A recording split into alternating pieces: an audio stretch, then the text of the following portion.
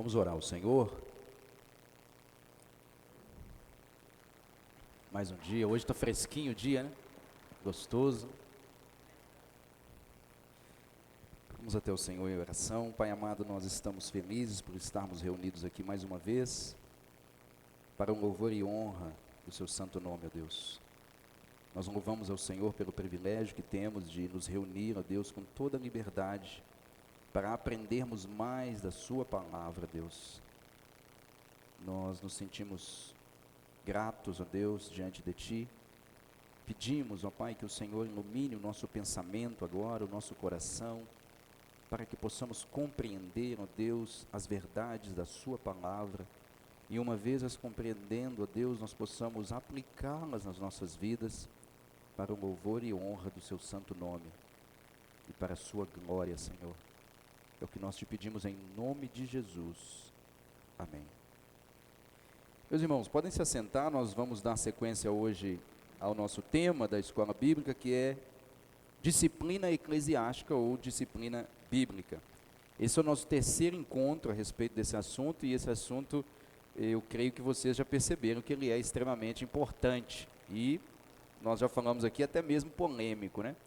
Porque esse é um assunto que não é muito falado nas igrejas, pelo menos nas igrejas que não têm uma seriedade e um compromisso com as escrituras, né? Mas fato é que se nós estudarmos um pouquinho da história da igreja, nós vamos perceber que esse assunto ele fazia parte da rotina da igreja desde o seu fundamento, né?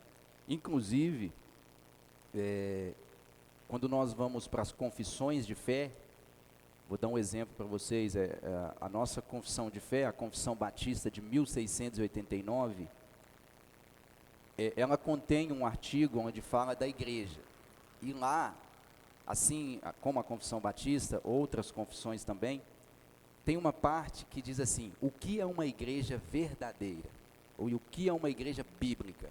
E aí todas essas confissões estabelecem 3 características de uma igreja verdadeira. Todas as confissões concordam nisso. E as 3 características são: a primeira, pregação fiel do evangelho, pregação fiel das escrituras, essa é uma marca de uma igreja verdadeira. Segunda, administração me fugiu o nome agora, pastor Marco, me ajuda aqui, dos sacramentos, a administração correta dos sacramentos, batismo e santa ceia, ok? Essa é a segunda marca de uma igreja bíblica, de acordo com as confissões. E a terceira marca de uma igreja bíblica e verdadeira é a administração da disciplina eclesiástica. Então, ou seja, todas as confissões que nós encontramos do passado, elas trabalham essas 3 características de uma igreja verdadeira. Tanto é que, às vezes, alguns membros querem sair de uma igreja para irem para outras.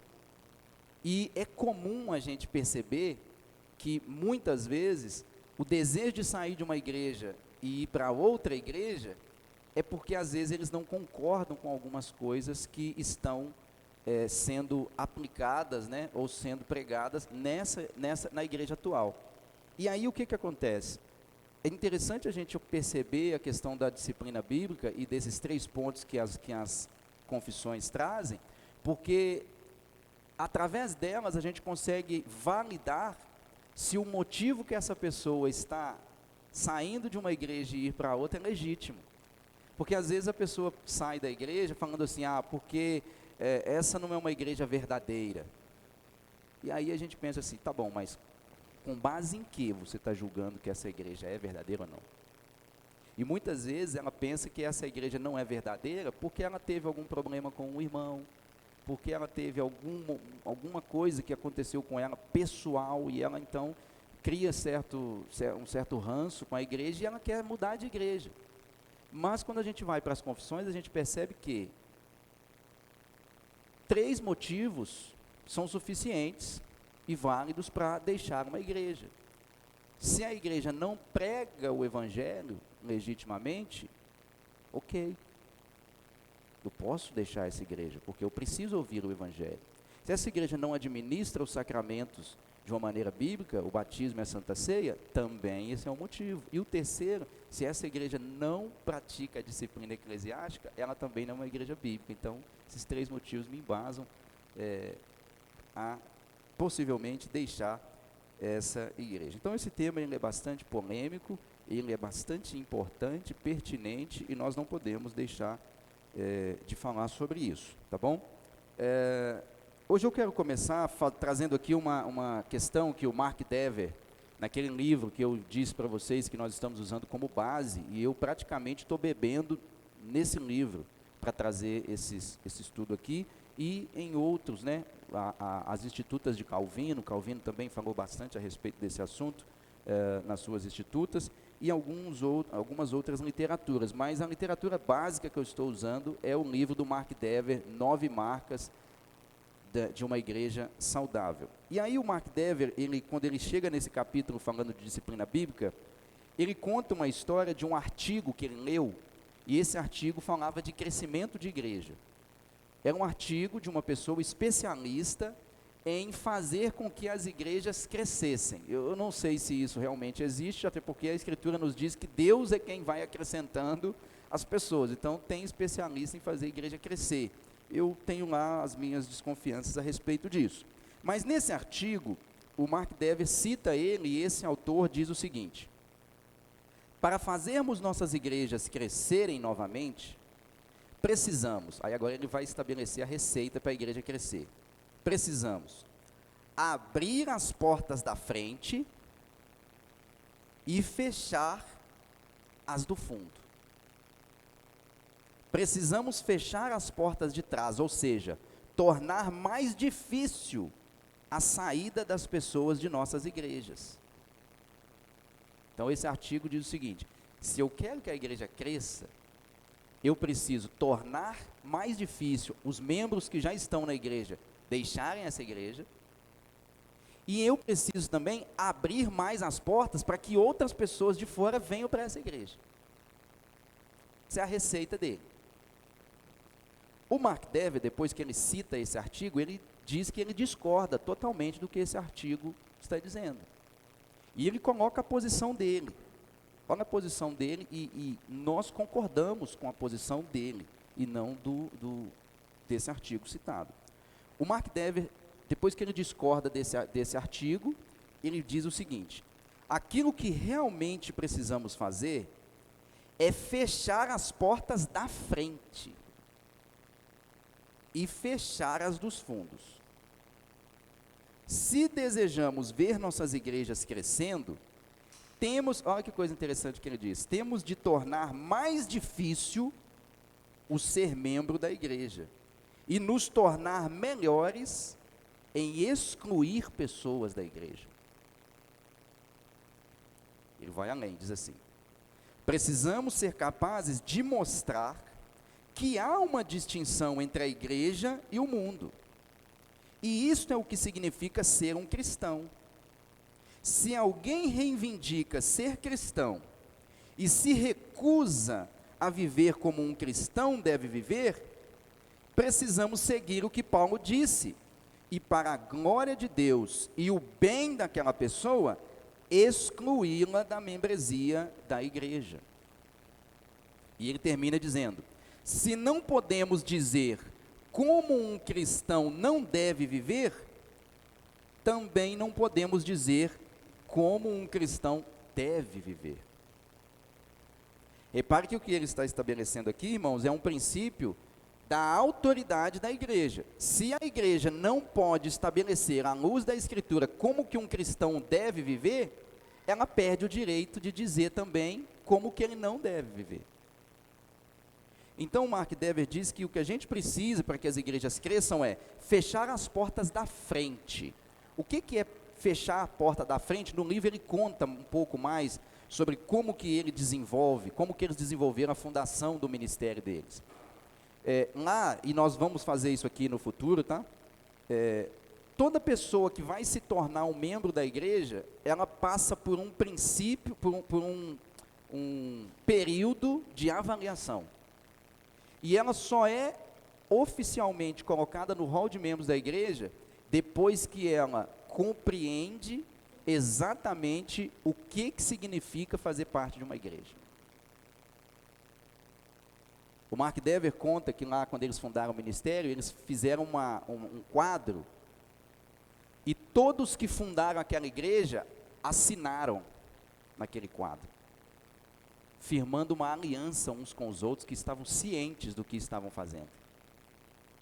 Então é isso que ele está falando, de tornar mais difícil, de fechar as portas da frente. Não é simplesmente escancarar as portas da igreja e pedir para que todo mundo, venham todos que quiserem, se assentem aqui e vocês já pertencem à igreja. Não, calma lá. Venham todos, mas vamos com calma. Vocês que estão querendo fazer parte da igreja, vocês entendem o que é ser membro de uma igreja? Quais os compromissos? Quais as responsabilidades? Quais os deveres? E quais os direitos também?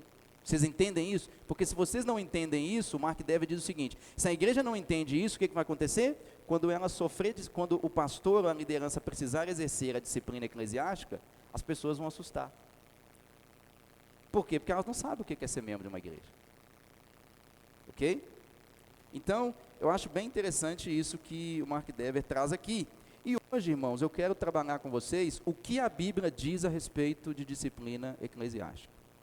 Meu objetivo é caminhar em alguns textos com vocês, para a gente realmente fundamentar a ideia de que a disciplina bíblica, ela é bíblica. Ela não é inventada, ok? Ela não é coisa de, pastor amanheceu hoje de mau humor e decidiu desligar 10 do corpo de membros. Não. Vocês sabem, eu trabalho numa empresa, né? Eu sou gestor eu tenho 9 pessoas sob a minha gestão. E se tem uma coisa que eu aprendi na gestão de pessoas e na liderança, é o seguinte: um colaborador nunca pode ser pego de surpresa quando ele for mandado embora. Se o colaborador foi mandado embora e ele ficou surpreso, o gestor falhou. Por que o gestor falhou? Porque o colaborador que é desligado de uma empresa ou mandado embora, um gestor que entende o mínimo de gestão de pessoas, ele precisa ter dado todos os feedbacks possíveis antes, aplicado todos os caminhos, desenvolvido, proposto o que a gente chama em gestão de PDI, que é um plano de desenvolvimento individual. Então veja, o gestor já antes de desligar, de tomar a decisão de desligar, ele já deve ter dado todas as oportunidades para o colaborador. De tal maneira que quando aquele colaborador for desligado, ele já sabia que ele seria desligado ou poderia ser desligado, porque ele recebeu todo o suporte antes, mas ele não conseguiu reverter aquilo que era necessário em prol da empresa, obviamente está claro que ele vai ser substituído. Então veja, todas as organizações que prezam pelo mínimo de seriedade nas suas questões, vão trabalhar esse tipo de conduta. Então hoje eu quero caminhar com vocês em cima das escrituras, para que a gente veja que realmente a disciplina eclesiástica, ela está contida no ensino bíblico. Só que antes eu quero fazer um esclarecimento. Vai comigo em Mateus capítulo 7, de 1 a 2. Abre lá comigo.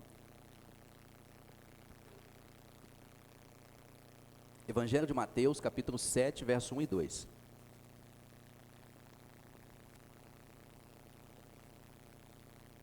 Eu quero, antes de ir com vocês nos textos de disciplina bíblica, esclarecer algo aqui. Mateus 7, de 1 a 2, diz assim: não julgueis, para que não sejais julgados. Pois com o critério com que julgardes, sereis julgados. E com a medida com que tiverdes medido, vos medirão também. Esse texto, ele pode ser usado por alguns para questionar a disciplina bíblica. Pastor, veja bem, mas como que a gente vai exercer disciplina bíblica, desligar um membro da igreja, se Jesus está dizendo que a gente não deve julgar para que não sejamos julgados? Não estamos nós julgando as pessoas quando nós exercemos disciplina bíblica? E Jesus não está dizendo que nós não podemos julgar ninguém?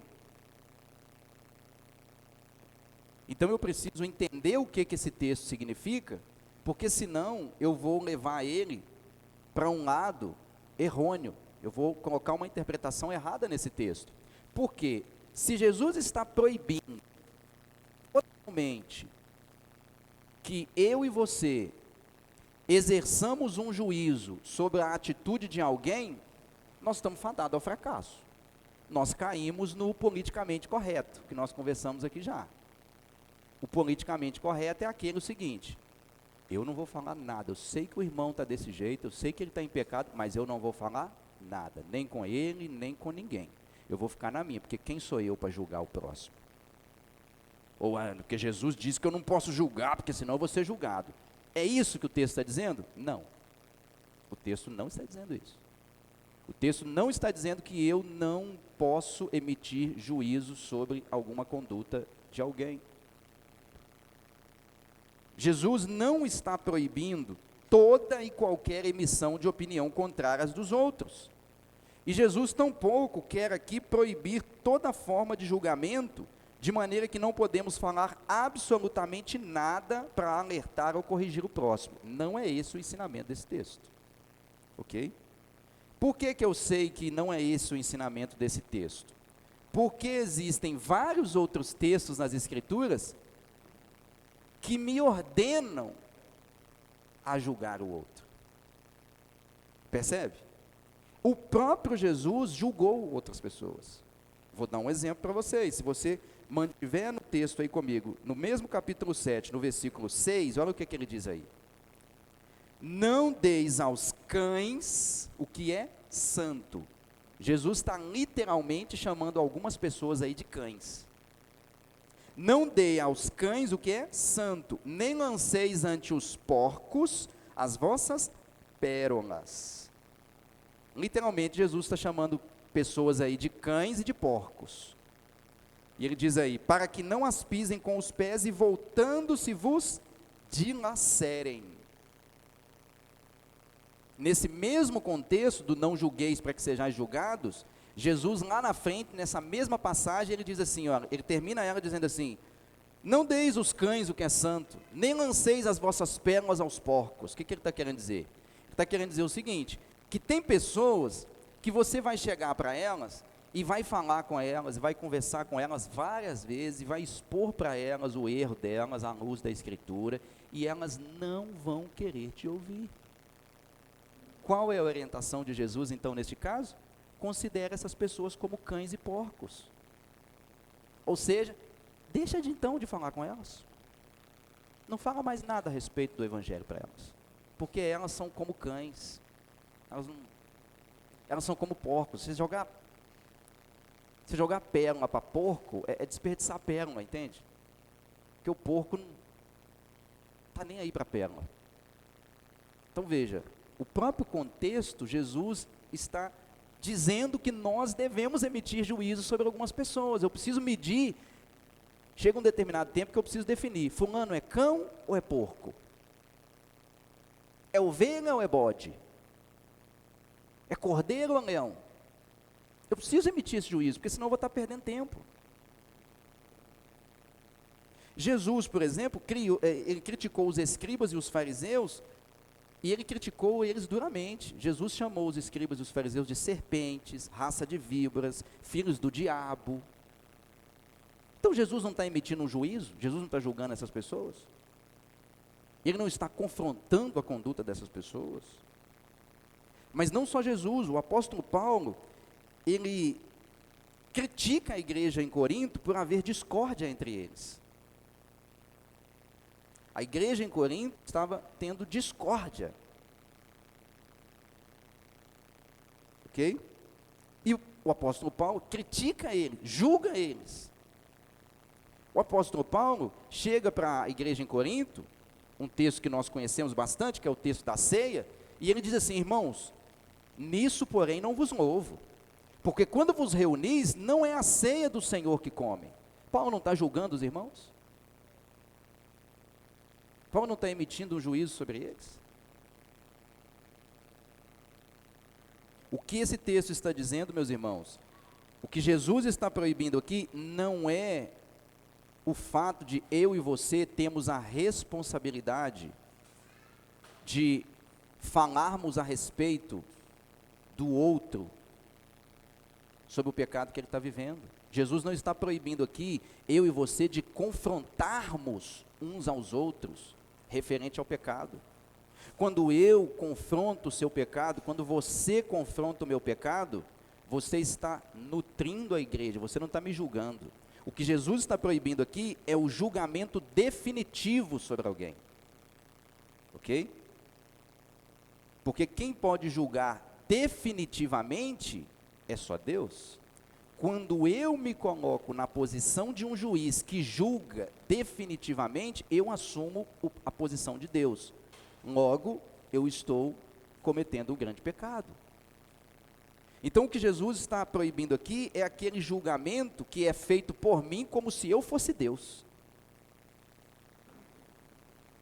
É um julgamento sem amor, sem misericórdia, sem evidência concreta e sem humildade.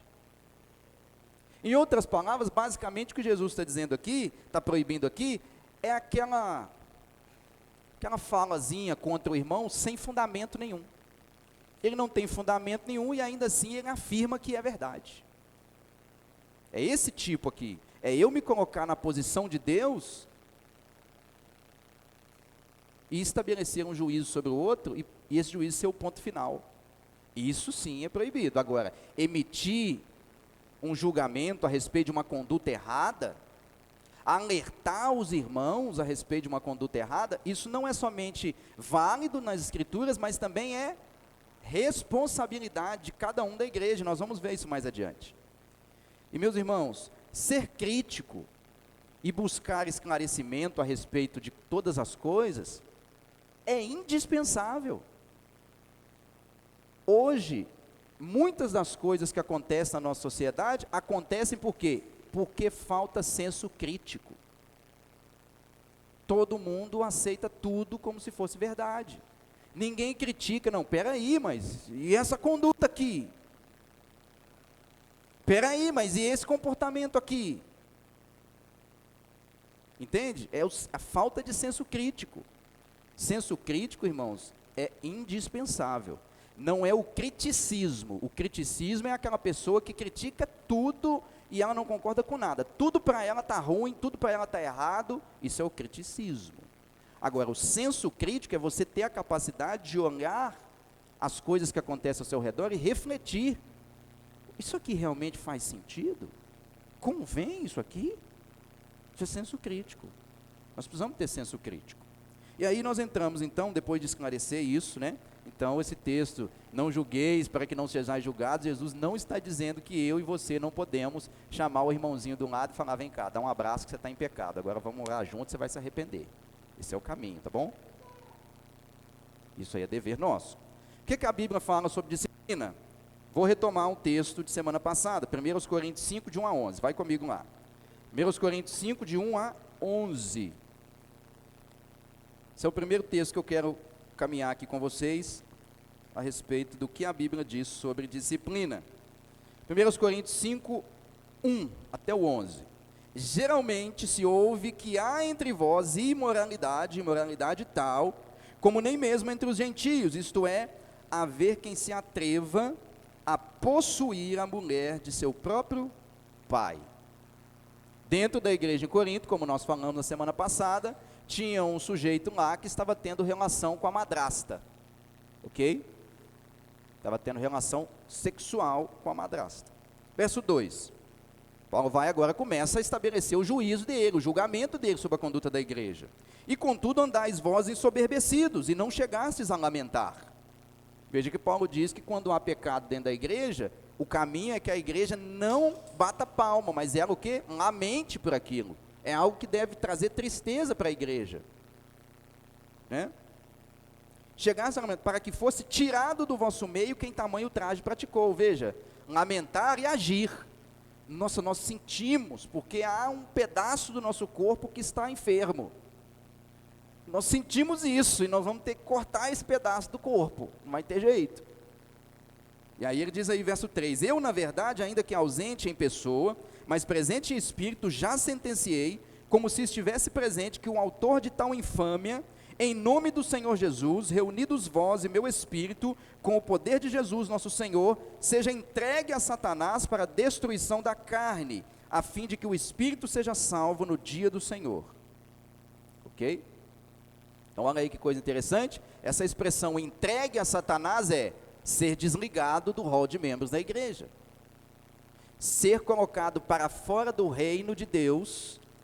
Se a igreja é a manifestação visível do reino de Deus, é a manifestação visível do corpo de Cristo, o mundo é a manifestação visível do mundo, do reino do anticristo, do diabo. Então, uma vez desligado do corpo de membros, ele está entregue a Satanás. Verso 6, não é boa a vossa jactância. Ou seja, não é bom, jactância é orgulho, peraí, não é bom vocês ficarem se orgulhando de ter, a nossa igreja está uma bênção, tem gente lá que está transando com todo mundo. Calma lá, não é boa a vossa jactância. Aí Paulo explica por que um membro que está em pecado tem que ser desligado. Por quê? Não sabeis que um pouco de fermento leveda toda a massa? Vocês não sabem que um pouquinho de fermento, você joga uma pitadinha no fermento, quando você assusta, a massa já está toda tomada. Ou seja, um princípio aqui de disciplina bíblica, ela visa preservar a igreja, ok? Então você corta a parte que caiu o fermento, para que ele não se espalhe pelas outras partes, ok? E ele continua dizendo, verso 7, lançai fora o velho fermento, para que sejais nova massa, como sois de fato sem fermento. Ou seja, a igreja sem fermento, a igreja é santa, a igreja é pura, então ela não pode ter fermento, ela não pode ter pecado, né? E aí ele diz, pois também Cristo, como nosso cordeiro pascal, foi imolado, por isso celebremos a festa não com o velho fermento, nem com o fermento da maldade e da malícia, e sim com os asmos da sinceridade e da verdade. Só que olha o que ele diz agora do verso 9 ao 11, coisa interessante, já em carta vos escrevi, que não vos associeis com os impuros. Olha o que Paulo está dizendo aqui. Vocês não devem se associar a impuros.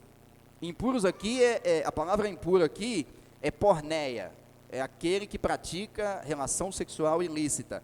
E poderia também ter vários outros sentidos aqui. Mas só o que ele diz, verso 10. Refiro-me com isto não propriamente aos impuros deste mundo, ou aos avarentos, ou roubadores, ou idólatras, pois nesse caso terias de sair do mundo. O que Paulo está dizendo aqui? Eu já em carta vos escrevi que vocês não devem se associar com impuros. Mas eu não estou falando os impuros do mundo, não. Eu não estou falando os impuros lá fora da igreja, não. Ok? Ele está dizendo, porque se eu estivesse falando dos de lá de fora, vocês teriam que sair do mundo, porque lá fora está cheio de impuro, idólatra, avarento, roubador. Não tem como vocês ficarem longe deles lá fora. Olha o 11 agora. Mas agora vos escrevo, que não vos associeis com alguém que, dizendo-se irmão, olha só, agora, primeiro ele faz, eu não estou falando dos impuros lá no mundo não, porque lá no mundo está cheio de impuro. Eu estou falando de impuro dentro da igreja. Está falando assim, mas agora vos escrevo que não vos associeis com alguém que, dizendo-se irmão, for impuro, avarento, idólatra, maldizente, beberrão, roubador. Com esse tal, nem ainda comais. Olha a prescrição de Paulo para a igreja. Aí aqui ele expande um pouquinho, né? Quando ele fala lá no começo, não vos associeis com os impuros, o que eu falei que é aqueles que praticam relação sexual ilícita, agora Paulo ele amplia o quadro. Não vos associeis com quem for impuro, avarento é quem ama dinheiro. Ama dinheiro, ama bens, está apegado a bens, é avarento. Ok? Idólatra, avareza, na escritura, é o mesmo que idolatria. Quando eu me apego ao dinheiro, quando eu estou apegado ao dinheiro, a bens materiais, eu estou fazendo do dinheiro e dos meus bens materiais o meu Deus. Portanto, isso é idolatria. Ok? Só que ele diz mais, maldizente, aquele que fala mal dos outros, beberrão, roubador, com esse tal nem ainda com mais. Veja que ele ampliou. Então não é só impureza no sentido de cometer pecado sexual. Não, é outro tipo de impureza também. Idolatria, avareza, pessoa que fica falando mal uma da outra, beberrão, ladrões. Então a prescrição de Paulo é: nem ainda comais com esses, rejeitem eles, nem se assentem à mesa com eles. O que Paulo está dizendo aqui nesse texto, para a igreja em Corinto, é que esse homem que estava praticando esse pecado, ele pensava que ele poderia ser um cristão e ao mesmo tempo viver do jeito que ele queria. Paulo então escreve à igreja dizendo o seguinte: fala para ele que é impossível ele ser cristão e viver do jeito que ele quer viver. Um cristão vive à luz do que a Escritura diz que ele tem que viver, e não do jeito que ele deseja viver. Outro texto, Gálatas 2,14. Gálatas 2,14. Vou correr um pouquinho aqui, tá? Gálatas 2,14. Paulo agora está dizendo algo aqui interessante. Veja que Paulo vai aqui repreender o apóstolo Pedro. Não é qualquer um que está recebendo a repreensão não, tá? Não é qualquer um que está sendo julgado pela conduta errada aqui não, é o apóstolo Pedro. Olha aqui, ó, Gálatas 2,14. Quando, porém, vi que não procediam corretamente segundo a verdade do Evangelho, veja que Pedro estava o quê? Procedendo não segundo a verdade do Evangelho. Pedro estava tendo um comportamento que era fora do que havia aprendido no Evangelho. Eu disse a Cefas, eu aqui é Paulo, Paulo, disse a Pedro, na presença de todos: se sendo tu judeu, vives como gentio, e não como judeu, por que obrigas os gentios a viverem como judeus? O apóstolo Paulo chegou, ele viu a conduta errada de Pedro e repreendeu Pedro na frente de todo mundo. Ô Pedro, peraí, que coisa é essa? Como assim você, sendo judeu, está vivendo como gentio e não como judeu? Você é judeu, está vivendo como gentio e não como judeu. Como que agora então você está querendo obrigar o gentio a viver como judeu? Ô Pedro, por que você está colocando um jugo sobre os outros que nem você mesmo está carregando? Paulo repreendeu ele, ó, na frente das pessoas. E aqui é uma repreensão de apóstolo para apóstolo. Ok? Ainda em Gálatas, capítulo 6, lá na frente, capítulo 6, pula um pouquinho comigo, Gálatas 6:1, diz assim, Gálatas 6:1, irmãos, se alguém for surpreendido em alguma falta, presta atenção aqui, se alguém for surpreendido em alguma falta, isso aqui deixa mais claro ainda aquele texto que nós lemos, de Mateus 7, não julgais para que não sejais julgados, porque aqui Paulo está falando claramente que nós devemos julgar aquele que está em falta. Julgar em qual sentido? Não é condenar, é julgar, é de emitir um juízo.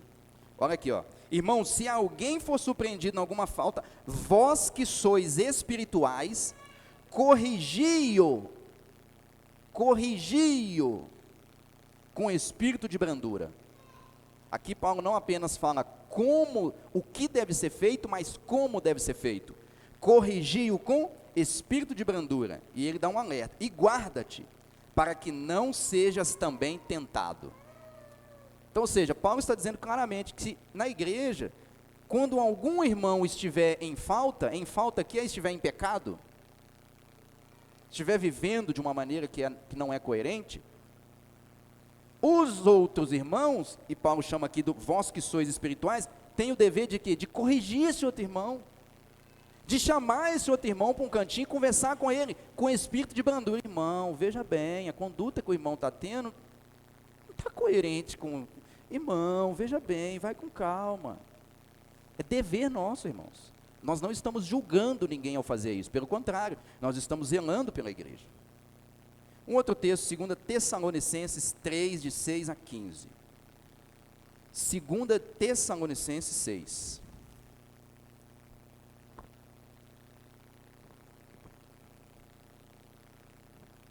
Segunda Tessalonicenses 6, até o 15. 3, isso. 2 Tessalonicenses 3, de 6 a 15. Diz assim: nós vos ordenamos, irmãos, em nome do Senhor Jesus Cristo, que vos... O que está escrito aí? O que está escrito aí, Ana?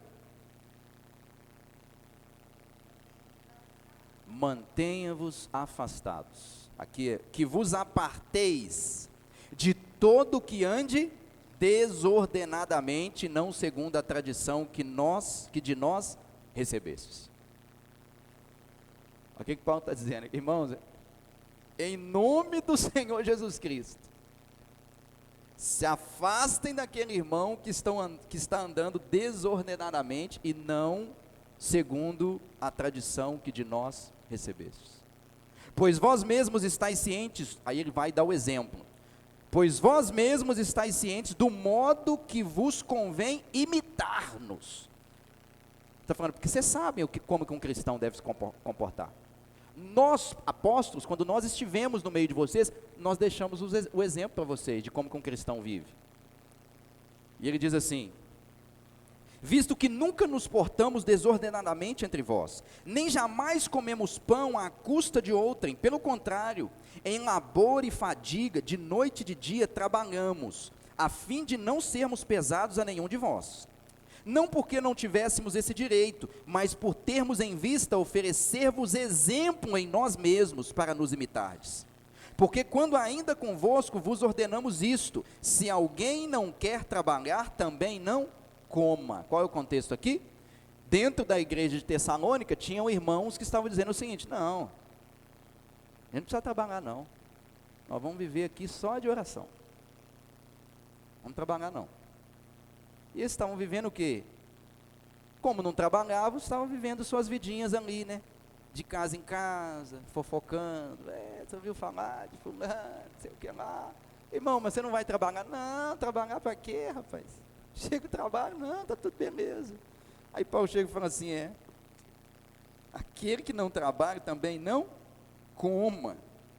Pois de fato estamos informados de que entre vós há pessoas que andam desordenadamente, não trabalhando, antes se intrometem na vida alheia. Está vendo? A elas, porém, determinamos e exortamos no Senhor Jesus Cristo que, trabalhando tranquilamente, como o seu próprio pão. E vós, irmãos, não vos canseis de fazer o bem. Caso alguém, presta atenção agora, caso alguém não preste obediência à nossa palavra, dada por esta epístola, notai-o. Sabe o que é notai-o? Põe os olhos sobre ele e fala assim, não dá para andar com esse não. Essa é a ideia aqui. Notai-o, nem vos associeis com ele, para que fique envergonhado. Todavia, não o considereis por inimigo, mas adverti-o como irmão. Olha a ideia de advertência aqui.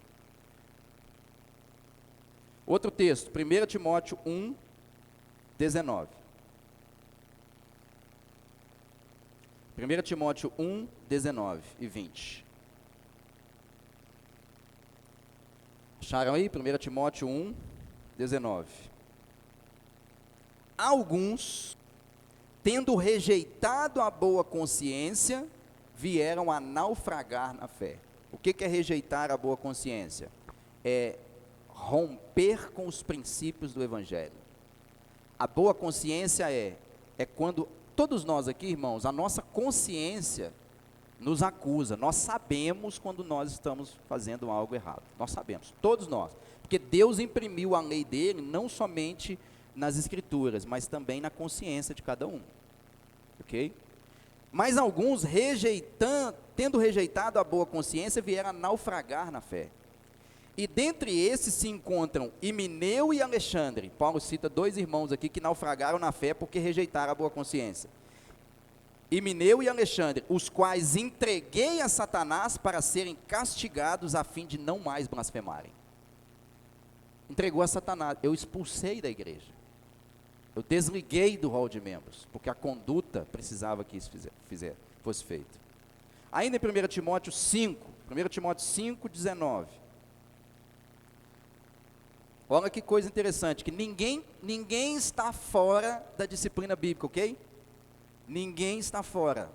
nem mesmo os líderes, nem mesmo os pastores. 1 Timóteo 5, 19 e 20. Não aceiteis denúncia contra presbítero, contra pastor, ok? Senão exclusivamente sobre o depoimento de 2 ou 3 testemunhas. Assim é com o pastor e assim é com qualquer outro irmão, nós vamos ver isso. Achou um irmão em falta, conversa com ele. Se ele não mudou, você vai ter que levar testemunha, vamos ver isso mais adiante.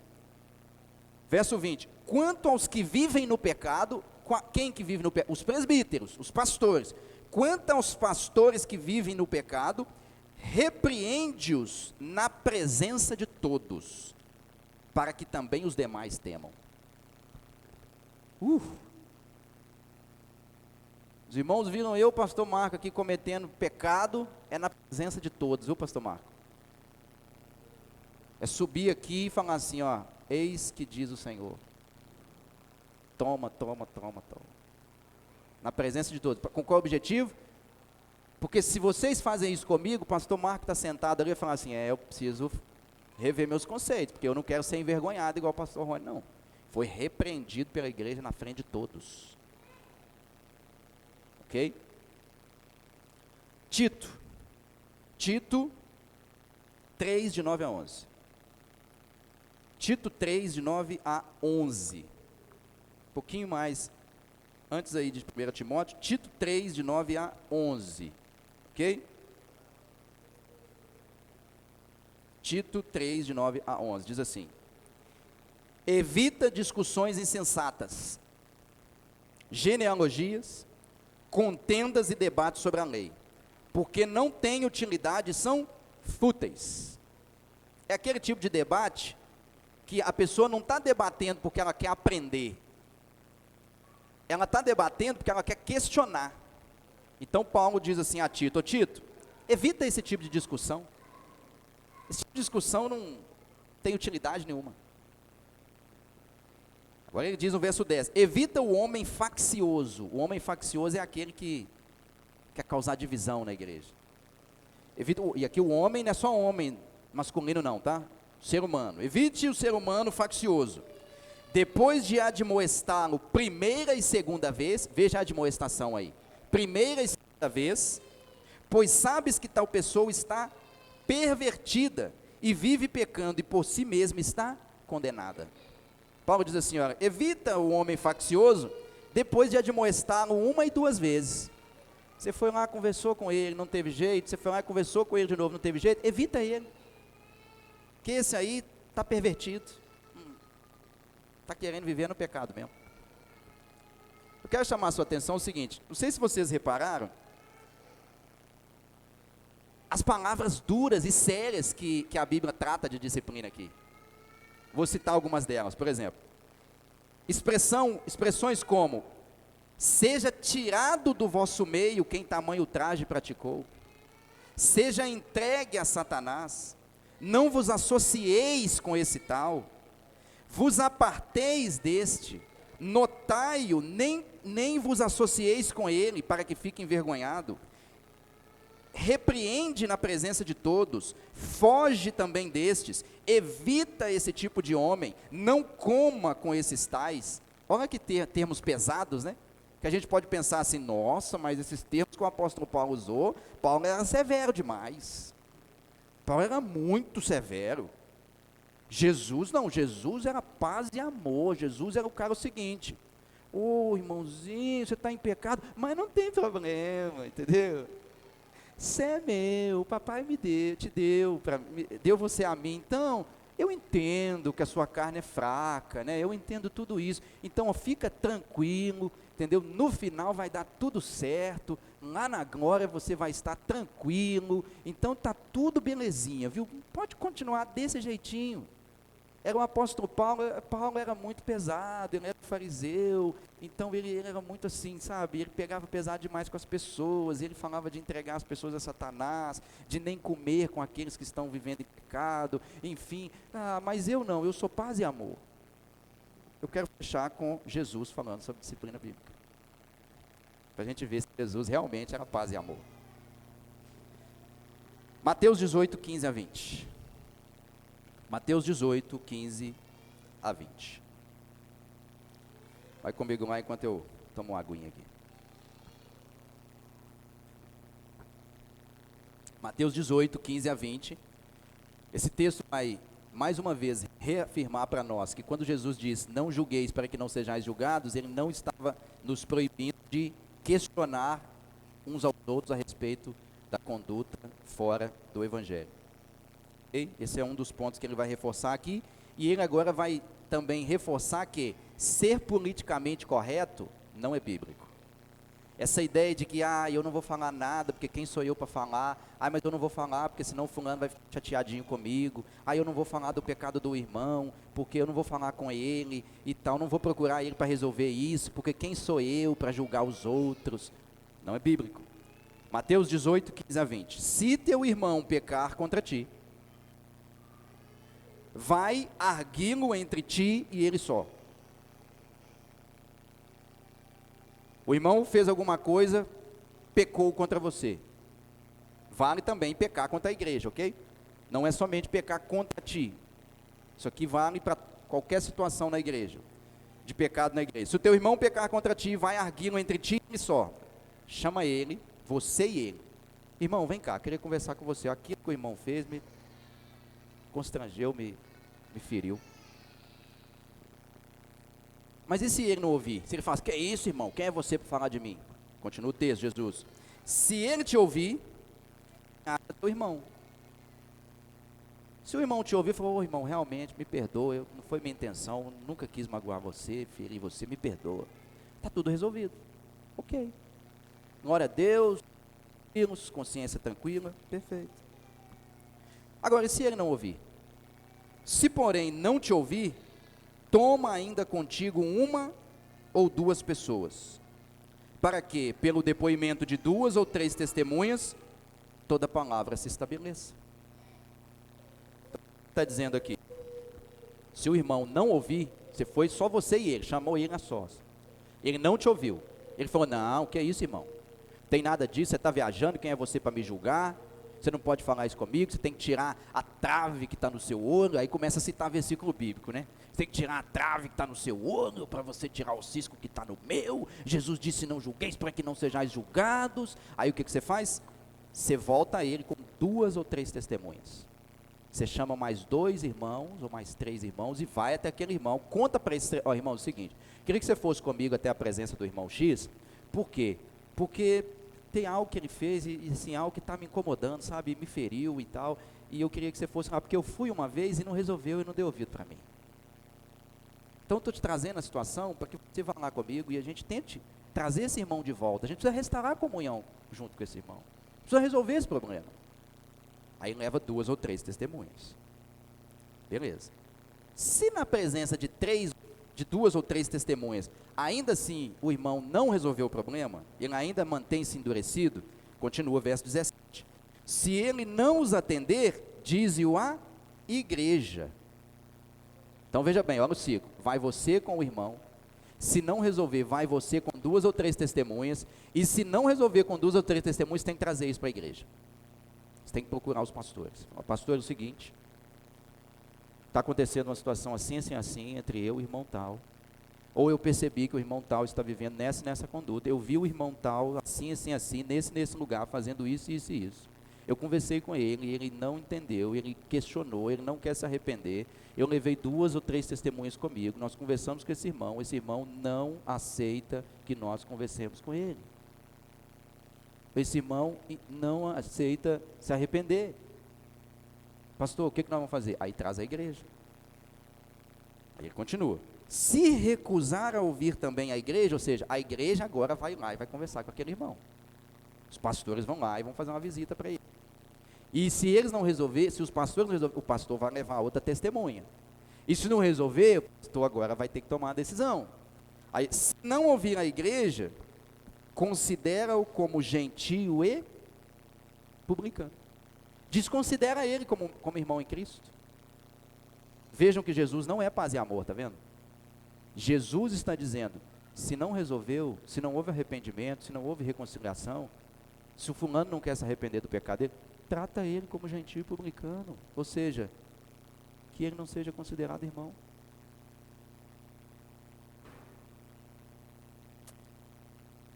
Aí vem um texto que todo mundo usa fora do contexto.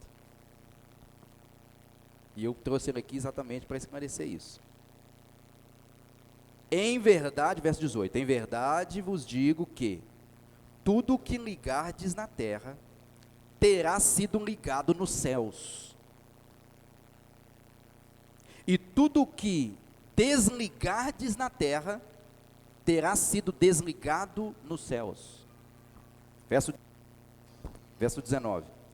Em verdade também vos digo que, se dois dentre vós sobre a terra concordarem a respeito de qualquer coisa que, porventura pedirem, ser-lhes-á concedida por meu Pai que está nos céus. Verso 20, porque onde estiverem 2 ou 3 reunidos em meu nome, ali estou no meio deles. Esse texto ele é totalmente mal interpretado por grande maioria das pessoas. Eles pinçam o verso 20 do contexto e dizem assim, ó, Senhor, vamos começar agora o culto, porque diz que onde houverem 2 ou 3 reunidos em seu nome, ali tu estás. Pergunta, e se houver só um, Deus não está? Então, quando você está sozinho lá na sua casa e vai orar sozinho, Deus não está. Porque se esse texto está dizendo que Deus só está presente quando tem 2 ou 3 pessoas reunidas, quando tem só uma, Deus não está presente. Então, essa é uma interpretação errada desse texto. Esse texto não está dizendo que Deus se faz presente aonde há 2 ou 3 pessoas. Não é essa a proposta do texto. Esse texto está falando sobre disciplina bíblica. Esse é o assunto desse texto. Porque senão, aquela parte que Jesus disse, entra no seu quarto em secreto. Como assim, Deus? Eu vou entrar no meu quarto secreto, se o Senhor disse que onde houver 2 ou 3, o Senhor está presente. Eu vou entrar no meu quarto em secreto e o Senhor não vai estar lá, porque vai estar só eu sozinho. Aí eu venho aqui para a oração, só eu venho. Aí falo, Senhor, me perdoa, hoje a gente não vai poder ter o culto de oração, porque está só eu, então o Senhor não está presente. Ou então vou ter que, fulano, você pode vir aqui comigo, que se tiver 2, aí Deus vai chegar aqui. Não é isso que esse texto está dizendo. O que esse texto está dizendo é o seguinte. Primeiro, tudo que ligar na terra terá sido ligado nos céus, e tudo que desligares na terra terá sido desligado no céu. Jesus está dizendo o seguinte, eu dei autoridade para a igreja em exercer disciplina bíblica. A igreja tem autoridade para exercer disciplina bíblica, e essa autoridade foi dada pelo próprio Jesus. Então Jesus está dizendo, se vocês ligarem na terra, terá sido ligado no céu. Se vocês desligarem na terra, se desligará no céu. Ou seja, ele está usando aqui uma figura de linguagem para dizer o seguinte, a igreja tem autoridade para deliberar a respeito dos assuntos pertinentes ao reino de Deus. Ok? A igreja tem autoridade concedida pelo próprio Deus. Ele diz ainda, eu também vos digo, se 2 de vós sobre a terra concordarem a respeito de qualquer coisa, porventura, pedirem, ser-lhes-á concedida por meu Pai que está nos céus. Ele está dizendo o seguinte, que a igreja tem autoridade para exercer disciplina, dada pelo próprio Jesus Cristo. Mas essa disciplina não é decidida por apenas um membro. Essa autoridade, ela é exercida pelo corpo e não por um indivíduo. Porque se um indivíduo exerce autoridade sobre a igreja já deixou de ser um lugar de comunhão, mas um lugar de autoritarismo, porque tem um que manda só. Por isso que ele usa a expressão, 2 entre vós concordarem, não é 2 pessoas, ele está dizendo o seguinte, a igreja delibera em conjunto, e aonde estiverem 2 ou 3 reunidos em meu nome, ali estarei. Ou seja, quando a igreja se reúne, é por isso que nós reunimos em assembleia, para tomar decisões a respeito da igreja. Inclusive nos reunimos em assembleia para fazer o desligamento de alguns membros. Porque quando a igreja se reúne em assembleia, para deliberar a respeito dos assuntos pertinentes a ela, Deus está presente e Deus valida a decisão tomada pela igreja. É isso que esse texto está dizendo. 2 ou 3 reunidos em meu nome. Quando a igreja se reunir para exercer disciplina e tomar a decisão, inclusive, de desligar os membros, Deus está presente no meio da assembleia. E Ele está validando a autoridade que Ele concedeu à igreja, porque Ele mesmo disse, o que ligares na terra terá sido ligado no céu, o que desligares na terra terá sido desligado nos céus.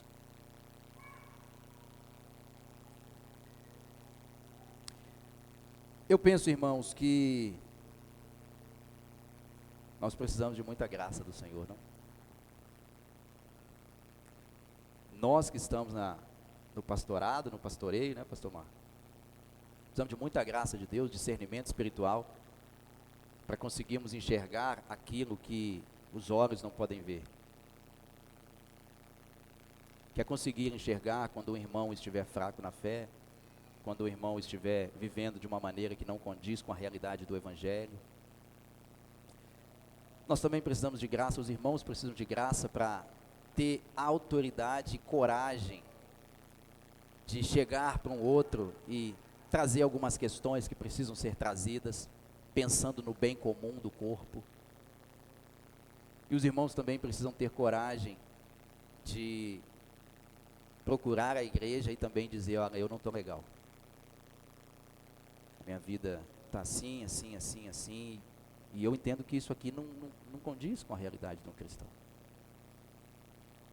E eu preciso me quebrantar, eu preciso confessar isso para alguém, eu preciso da ajuda do corpo. Isso é coragem, tem que ter coragem para fazer isso. E para ter coragem a gente depende da graça de Deus, da misericórdia de Deus, do Espírito do Senhor que em nós habita, que nos dê coragem e ousadia, porque no mundo, o mundo nos diz o seguinte: assumir fraqueza é ridículo.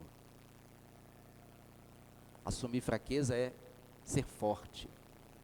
No reino de Deus diz o seguinte: assumir fraqueza é ser forte. O apóstolo Paulo diz: porque é na fraqueza que o poder de Deus se aperfeiçoa. Sejamos fracos, mas ao mesmo tempo corajosos, de repreender uns aos outros, com mansidão, com graça, com misericórdia, e ao mesmo tempo também corajosos de repreender a nós mesmos. Amém ou não?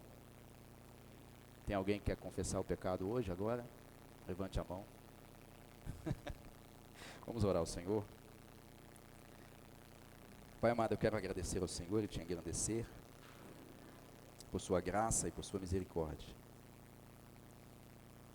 por nos dar a oportunidade de tratarmos esses assuntos que são totalmente pertinentes à sua igreja. Que o Senhor nos ajude,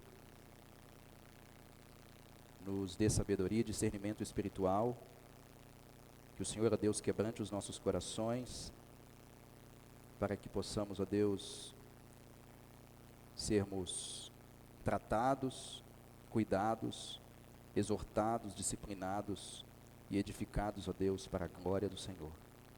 É o que eu te peço em nome de Jesus.